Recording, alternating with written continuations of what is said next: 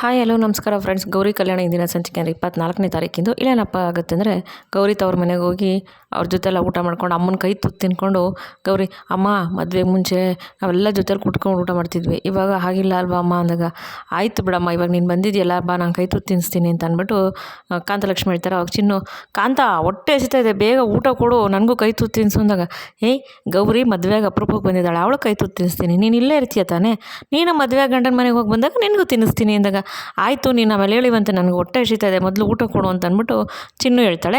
ಆಮೇಲೆ ಸರಿ ಅಂದ್ಬಿಟ್ಟು ಎಲ್ಲ ಒಟ್ಟಿಗೆ ಊಟ ಮಾಡ್ತಾರೆ. ಆಮೇಲೆ ಇಲ್ಲೇನಾಗುತ್ತೆ, ಆಶಾಗೆ ಮೋನಿಕಾ ಈ ಥರ ನಿಮಗೇನು ಡ್ರೆಸ್ ಸೆನ್ಸ್ ಇಲ್ಲ, ನೀವು ಈ ಥರ ಡ್ರೆಸ್ ಹಾಕ್ಕೊಂಡ್ರೆ ನೀವು ಹೆಂಗೆ ಕಾಣ್ತೀರಾ ಅಂತ ಗೊತ್ತಿದೆಯಾ ಹಾಗೆ ಹೀಗೆ ಅಂತೆಲ್ಲ ಆಶಾಗೆ ಅಂದಿರ್ತಾಳಲ್ಲ. ಆಶಾ ತುಂಬ ನೊಂದ್ಕೊಂಡ್ಬಿಟ್ಟಿರ್ತಾರೆ. ನೊಂದ್ಕೊಂಡು ಹತ್ಕೊಂಡೆಲ್ಲ ಅವರು ಶಾರದಮ್ಮ ಅಂದರೆ ಅವ್ರ ಅತ್ತೆ ಹತ್ರ ಎಲ್ಲ ಹೇಳಿರ್ತಾರೆ, ಮತ್ತು ಸರಿತ ಹತ್ರನೂ ಹೇಳಿರ್ತಾರೆ ಹತ್ಕೊಂಡು. ಆಮೇಲೆ ಸರಿ ಅಂದ್ಬಿಟ್ಟು ಮೋನಿಕಾ ಅದೇನೋ ಶೂಟಿಂಗ್ ಹೋಗಿರ್ತಾಳಲ್ಲ, ಅಲ್ಲೇನು ತಾನೆಲ್ಲ ದೊಡ್ಡಗೆ ಎಲ್ಲ ಕಲ್ತ್ಬಿಟ್ಟಿದ್ದೀನಿ, ತಾನು ದೊಡ್ಡ ಆ್ಯಕ್ಟರು ಆ ಥರ ಈ ಥರ ಅಂತೆಲ್ಲ ಹೇಳಿ ಬಿಲ್ಡಪ್ ಕೊಟ್ಕೊಂಡು ಅಲ್ಲಿ ಕೂತಿರ್ತಾಳೆ. ಆಮೇಲೆ ಅಂದ್ಬಿಟ್ಟು ಅಲ್ಲೊಬ್ರು ಬಂದ್ಬಿಟ್ಟು, ಮೇಡಮ್ ಡೈರೆಕ್ಟ್ರ್ ಕರೀತಾ ಇದ್ದಾರೆ ಬನ್ನಿ ಅಂತ ಕರೀತಾರೆ. ಅವಾಗ ಡೈರೆಕ್ಟ್ರಾ, ಸರಿ ನಾನು ಬರ್ತೀನಿ, ಡೈರೆಕ್ಟ್ರಿಗೆ ಹೇಳೋಗು ಸೀನ್ ರೆಡಿ ಇದೆಯಾ ಅಂತ ಕೇಳೋಗು ಅಂತ ಅಂದ್ಬಿಟ್ಟು ಏನೋ ಒಂಥರ ಗತ್ತಂದೇ ಮಾತಾಡ್ತಾಳೆ. ಅವಾಗ ಡೈರೆಕ್ಟ್ರ್ ಈ ಥರ ಹಿಂಗೆ ಹಿಂಗೆ ಅಂತ ಅಂದ್ಬಿಟ್ಟು ಆ ಸೀನ್ ಬಗ್ಗೆ ಅವರು ಅಲ್ಲಿ ವಿವರಣೆ ಕೊಡ್ತಾರೆ. ಆಮೇಲೆ ಇವ್ರು ಹೀರೋ ಅಂತ ಅಂದ್ಬಿಟ್ಟು ಅವರು ಇಂಟ್ರೊಡ್ಯೂಸ್ ಎಲ್ಲ ಮಾಡ್ತಾರೆ. ಆವಾಗ ಹಾಂ ಆಯಿತು, ನಾನಿಲ್ಲಿ ನನ್ನ ಕೆಲಸ ಮಾಡೋಕ್ಕೆ ಬಂದಿದ್ದೀನಿ, ಯಾರ ಬಗ್ಗೆನೂ ನಾನು ಇಂಟ್ರೊಡಕ್ಷನ್ ತೊಗೊಳಕ್ಕೆಲ್ಲ ಬಂದಿಲ್ಲ, ನನ್ನ ಕೆಲಸ ಮಾಡೋಕ್ಕೆ ಬಂದಿದ್ದೀನಿ. ನನ್ನ ಕೆಲಸ ಏನು, ನನ್ನ ಸೀನ್ ಏನಿದೆ ಅಷ್ಟು ಮಾತ್ರ ನೀವು ಎಕ್ಸ್ಪ್ಲೈನ್ ಮಾಡಿ, okay you can got it ಅಂತ ಅಂದ್ಬಿಟ್ಟು ಏನು ದೊಡ್ಡ ಬಿಲ್ಡಪ್ ಕೊಟ್ಕೊಂಡು ಹೇಳ್ತಾಳೆ ಮೋನಿಕಾ. ಆವಾಗ ಎಸ್ ಮೇಡಮ್ ಅಂತ ಹೇಳ್ಬಿಟ್ಟು ಅಲ್ಲೊಂದು ಶೂಟಿಂಗ್ ನಡೆಯುತ್ತೆ. ಈ ಥರ ಆ್ಯಡ್ ಶೂಟ್ಗೆ ಅಂತ ಹೋಗಿರ್ತಾಳಲ್ಲ, ಅದನ್ನೆಲ್ಲ ಅಲ್ಲಿ ಮುಗಿಸ್ಕೊಂಡು ಆ್ಯಡ್ ಶೂಟೆಲ್ಲ ಮುಗಿಸ್ತಾಳೆ. ಅಲ್ಲಿ ಆ ಮಾಡೆಲಿಂಗ್ ಯಾವ ಥರ ಬಟ್ಟೆ ಬೇಕೋ ಆ ಥರನೇ ಬಟ್ಟೆ ಹಾಕೊಂಡು ಆ್ಯಡ್ ಶೂಟೆಲ್ಲ ಮಾಡಿರ್ತಾಳೆ. ಅವಾಗ ಆ್ಯಡ್ ಶೂಟೆಲ್ಲ ಮಾಡಿದ್ಮೇಲೆ, ನೋಡು ಇವಾಗ ಇದು ಯಾವಾಗ ಟೆಲಿಕಾಸ್ಟ್ ಆಗ್ಬೋದು ಅಂದರೆ ಇನ್ನೊಂದು 2-3 ಡೇಸಲ್ಲಿ ಆಗುತ್ತೆ ಅಂತ ಅವ್ರು ಹೇಳ್ತಾರೆ. ಅವಾಗ ನೋಡಿ ಇವಾಗ ಇದನ್ನ ಆಗಿದ ತಕ್ಷಣ ನಾನು ಎಷ್ಟು ಹೆಸರು ಫೇಮ್ ಎಲ್ಲ ಸಂಪಾದನೆ ಮಾಡ್ತೀನಿ, ಆವಾಗ ಅವರೆಲ್ಲರೂ ಎಸ್ಪೆಷಲಿ ಗೌರಿ ಕೂಡ ನನ್ನ ಹೆಸರು ನನ್ನ ಕೀರ್ತಿ ಎಲ್ಲ ನೋಡ್ಬಿಟ್ಟು ಅವಳು ಹೊಟ್ಟೆ ಕಿಚ್ಚು ಪಡಬೇಕು. ಆ ಮನೆಯವರೆಲ್ಲರೂ ಅಷ್ಟೇ, ನಾನು ಕಷ್ಟಪಟ್ಟು ದುಡ್ದು ಹಣ ಸಂಪಾದನೆ ಮಾಡಿ ಅವ್ರಿಗಿನ್ನ ಮೇಲೆ ಬರ್ತೀನಲ್ಲ, ಅದು ನೋಡ್ಬಿಟ್ಟು ಅವ್ರಿಗೆ ಹಂಗೇನೇ ಈ ಮೋನಿಕಾ ಏನು ಅಂತ ಎಲ್ಲ ನನ್ನ ಕಡೆ ತಿರುಗಿ ನೋಡಬೇಕು, ಆ ಥರ ನಾನು ಮಾಡ್ತೀನಿ ಅಂತ ಅಂದ್ಕೊಂಡು ಮೋನಿಕಾ ಬಿಕ್ಕೊಂಡು ನಿಂತಿರ್ತಾಳೆ. ಆಮೇಲೆ ಸರಿ ಅಂತ ಹೇಳ್ಬಿಟ್ಟು ಇಲ್ಲೇನಾಗುತ್ತೆ, ಹತ್ಕೊಂಡು ಕೂತಿರ್ತಾರೆ ಆಶವರು, ಮನೆಯವ್ರಿಗೆಲ್ರಿಗೂ ಗೊತ್ತಾಗಿರುತ್ತೆ ವಿಷಯ. ಆಮೇಲೆ ಸರಿ ಅಂತ ಹೇಳ್ಬಿಟ್ಟು ಮೋನಿಕಾ ಬರ್ತಾಳೆ, ಗೌರಿ ಅಲ್ಲೇ ನಿಂತಿರ್ತಾಳೆ. ಆವಾಗ ಗೌರಿ ಬಂದಿದ ತಕ್ಷಣ, ಯಾಕೆಂದರೆ ಗೌರಿಗೆ ಗೊತ್ತಾಗಿರುತ್ತೆ ಮೋನಿಕಾ ಹಿಂಗೆಲ್ಲ ಆಶಾವ್ರಿಗೆ ಬೈದ್ಬಿಟ್ಟು ಹೋಗಿರ್ತಾಳೆ ಅಂತ ಹೇಳ್ಬಿಟ್ಟು ಗೊತ್ತಾಗಿರುತ್ತೆ. ಆಮೇಲೆ ಸರಿ ಅಂತ ಹೇಳ್ಬಿಟ್ಟು ಮೋನಿಕಾ ಬರ್ತಿದ್ದಂಗೆ ಗೌರಿ, ಅಕ್ಕ ಏನಿದೆ ನಿನ್ನ ಬಟ್ಟೆ, ನಿಂಗೆ ಸ್ವಲ್ಪನಾರು ಬುದ್ಧಿ ಬೇಡವಾ, ಈ ಥರ ಬಟ್ಟೆ ಎಲ್ಲ ಹಾಕ್ಕೊಂಡು ಬಂದಿದೆಯಲ್ಲ, ಒಳಗಡೆ ಎಲ್ಲ ಹಾಲಲ್ಲಿ ಕೂತಿದ್ದಾರೆ ಅಂದರೆ, ಅಯ್ಯೋ ಕೂತ್ಕೊಳ್ಳಿ ಬಿಡು ಅದಕ್ಕೆ ನಾನೇನು ಮಾಡಲಿ ಅಂತ ಮೋನಿಕಾ ಹೇಳ್ತಾಳೆ. ಅಕ್ಕ ಇದು ದೀನ ಬಂದು ಮನೆ, ಅರ್ಥ ಆಗಿದೆಯಾ, ನೀನು ಈ ಥರ ಎಲ್ಲ ಬಟ್ಟೆ ಎಲ್ಲ ಹಾಕ್ಕೊಂಡು ಇಲ್ಲಿ ಬರೋಂಗಿಲ್ಲ, ನಮ್ಮ ಮನೆ ಮಾನ ಮರ್ಯಾದೆಲ್ಲ ಎಷ್ಟಿದೆ ಅಂತ ನಿನಗೆ ಗೊತ್ತು ತಾನೇ, ಮೊದಲು ಈ ಬಟ್ಟೆ ಎಲ್ಲ ತೆಗೆದ್ಬಿಟ್ಟು ಹೋಗಿ ಹಿಂದಿನ ಬಾಗಿಲಿಂದ ಹೋಗ್ಬಿಟ್ಟು ಬೇರೆ ಬಟ್ಟೆ ಹಾಕ್ಕೊಂಡು ಬಂದಾಗ, ಏಯ್ ಹೋಗೆ ನಿನಗಂತೂ ಪಾತ್ರೆ ತೊಳ್ಕೊಂಡು ಬಟ್ಟೆ ಹಾಕ್ಕೊಂಡು ಕೆಲಸ ಮಾಡ್ಕೊಂಡು ಇರು, ನಿನ್ಗೆ ಈ ಥರ ಬಟ್ಟೆ ಎಲ್ಲ ಹಾಕೋದು ಅಭ್ಯಾಸ ಅಲ್ಲ, ನೀನು ಸೀರೆ ಉಟ್ಕೊಂಡೇ ಇರು, ಆದರೆ ನಾನು ಮಾಡ್ರನ್ನಾಗಿ ಈ ಡ್ರೆಸ್ ಹಾಕ್ತೀನಿ, ನಿನಗೇನೇ ಗೊತ್ತು ಅಪ್ಡೇಟ್ ಆಗಬೇಕು ಕಣೆ, ಈಗಿನ ಕಾಲದಲ್ಲಿ ಜನ್ರೇಷನ್ನು ಅಪ್ಡೇಟ್ ಆಗಬೇಕು, ಅದನ್ನು ಬಿಟ್ಬಿಟ್ಟು ನಿನ್ನ ಥರ ಯಾವಾಗಲೂ ಅಡುಗೆ ಮನೆಯಲ್ಲಿ ಕೆಲಸ ಮಾಡ್ಕೊಂಡೇ ಇರಬೇಕಾ, ನೋಡೇ ನಾನು ಅಪ್ಡೇಟ್ ಆಗಬೇಕು, ಅದಕ್ಕೆ ನಾನು ಈ ಥರ ಡ್ರೆಸ್ ಹಾಕಿದ್ದೀನಿ.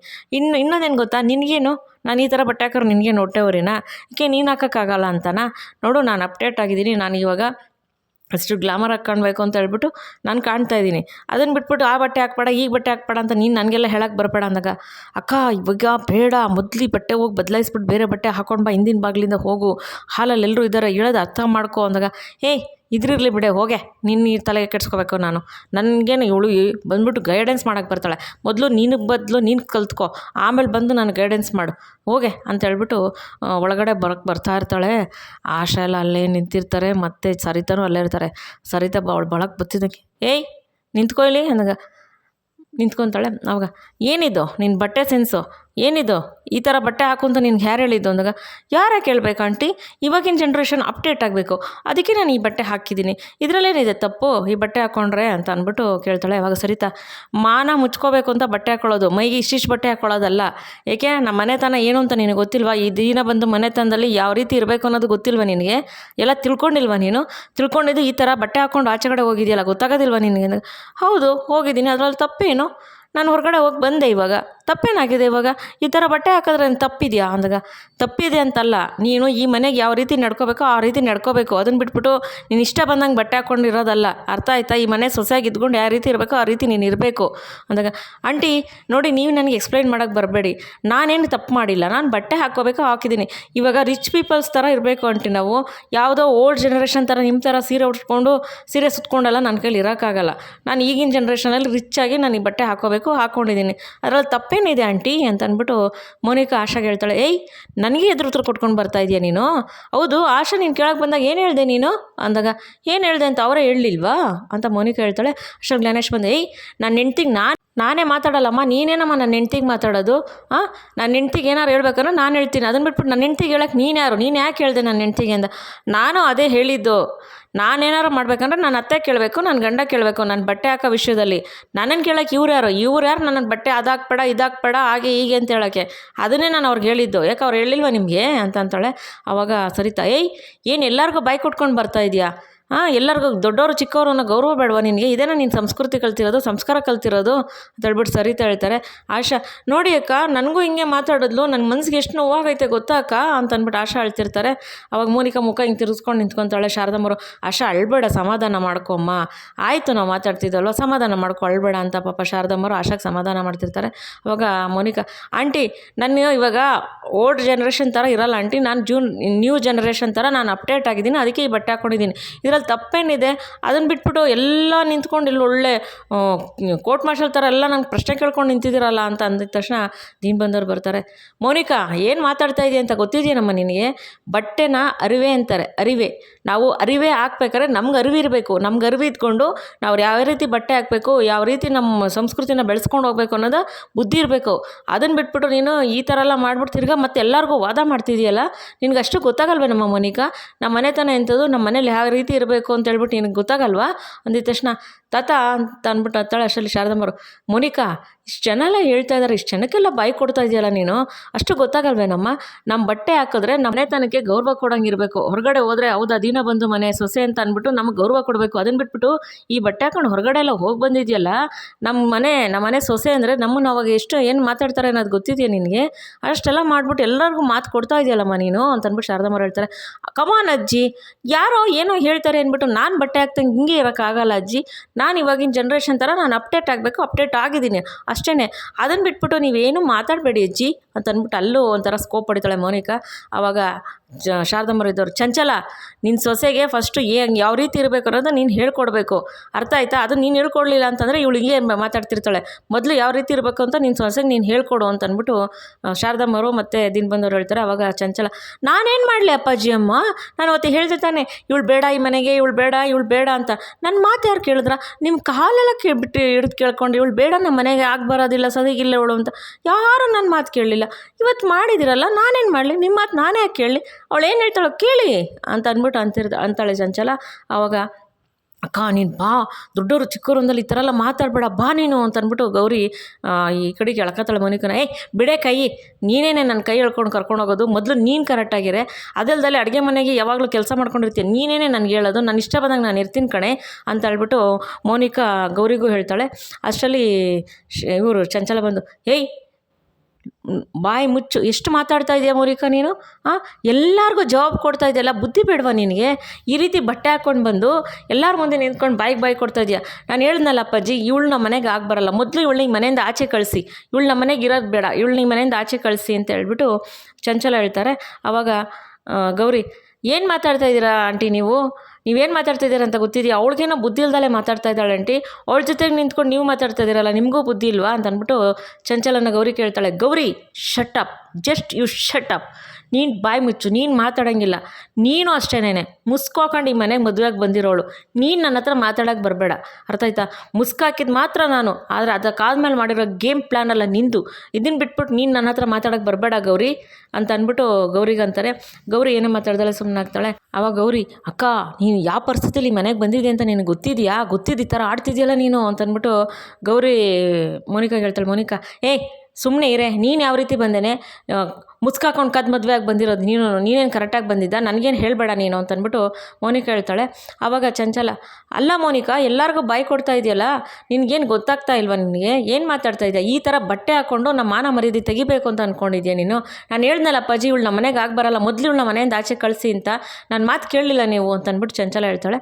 ಆವಾಗ ಗೌರಿ, ಆಂಟಿ ಸುಮ್ಮನಿರ್ತೀರಾ, ಇವಾಗ ಇವಳಿಗೇನೋ ಬುದ್ಧಿ ಇಲ್ದಲೆ ಮಾತಾಡ್ತಾಳೆ ಅಂತಂದರೆ ಇವಳ ಜೊತೆಗೆ ಸೇರ್ಕೊಂಡು ನಿಮಗೂ ಬುದ್ಧಿ ಇಲ್ವಾ ಆಂಟಿ ಅಂದಾಗ, ಗೌರಿ ಶಟಪ್, ಸರಿ ತಪ್ಪು ನೀನು ನನಗೆ ಹೇಳಕ್ಕೆ ಬರಬೇಡ, ಮೊದಲು ನೀನು ಸುಮ್ಮನಿರು. ಮುಸ್ಕಾಕೊಂಡು ಮದುವೆಯಾಗಿ ಬಂದಾಗ ನೀನು ಮುಸ್ಕಾಕಿದ್ದು ಮಾತ್ರ ನಾನು, ಅಲ್ಲಿಂದ ಆಚೆ ಕಡೆ ಗೇಮ್ ಪ್ಲ್ಯಾನ್ ಅಲ್ಲ ನೀನು, ಅದನ್ನ ಬಿಟ್ಬಿಟ್ಟು ನನಗೆ ಮಾತಾಡೋಕ್ಕೆ ಬರ್ತಾ ಇದೆಯಾ?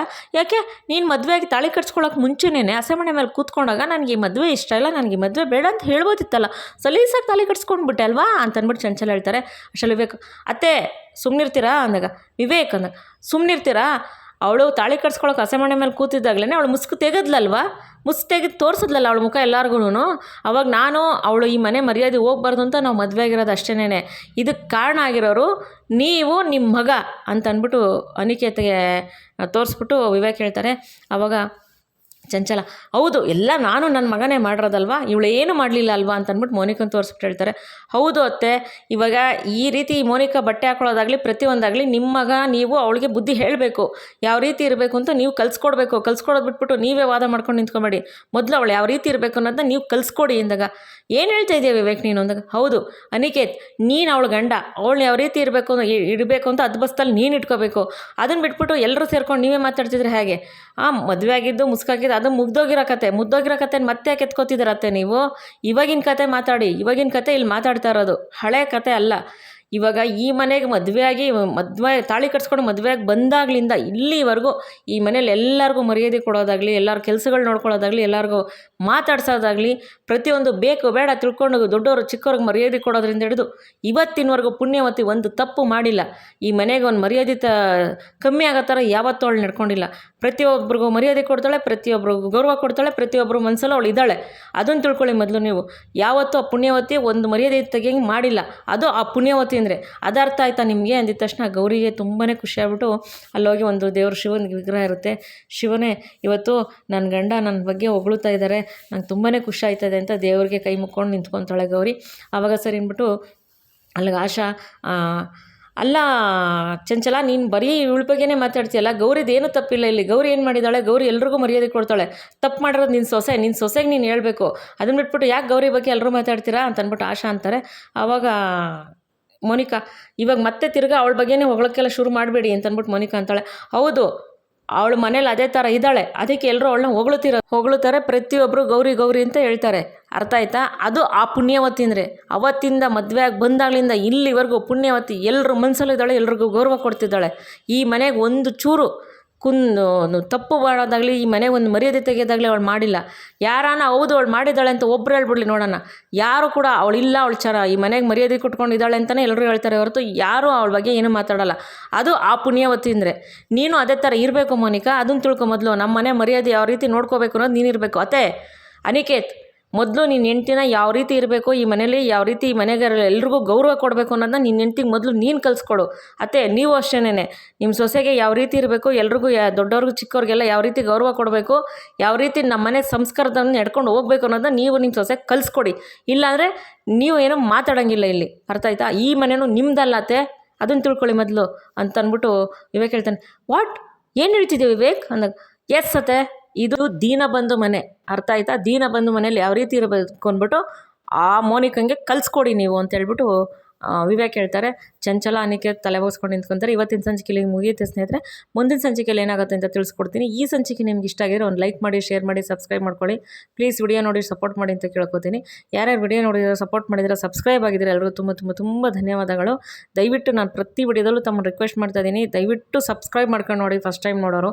ಯಾಕೆಂದರೆ ನಿಮ್ಮದೊಂದು ಸಬ್ಸ್ಕ್ರಿಪ್ಷನಿಂದ ತುಂಬಾ ನಮ್ಗೆ ಹೆಲ್ಪ್ ಆಗುತ್ತೆ. ದಯವಿಟ್ಟು ಸಬ್ಸ್ಕ್ರೈಬ್ ಮಾಡ್ಕೊಳ್ಳಿ. ಮತ್ತು ತಮ್ಮ ಅನಿಸಿಕೆ ಅಭಿಪ್ರಾಯ ಏನೇ ಇದ್ರೂ ಕೂಡ ಕಮೆಂಟ್ ಮಾಡಿ ತಿಳಿಸಿ.